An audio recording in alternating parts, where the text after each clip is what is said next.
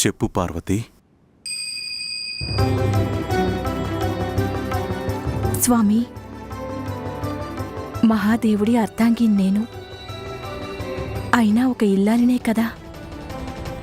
ఏ ఇల్లాలికైనా పరిపూర్ణత సిద్ధించాలంటే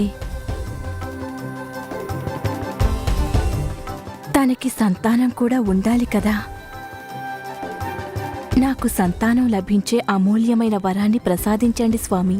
పార్వతి, నీకు సంతాన ప్రాప్తి అవశ్యము కలుగుతుంది. కానీ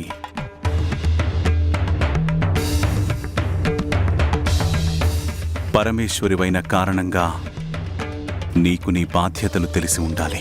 నీ ప్రతి కోరిక వెనుక ఉండే లక్ష్యం లోక కళ్యాణమే అయి ఉండాలి.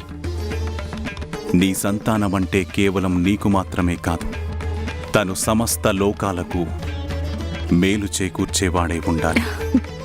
ఏ ఇల్లాలికైనా అంతకంటే ఆనందం ఏముంటుంది చెప్పండి స్వామి.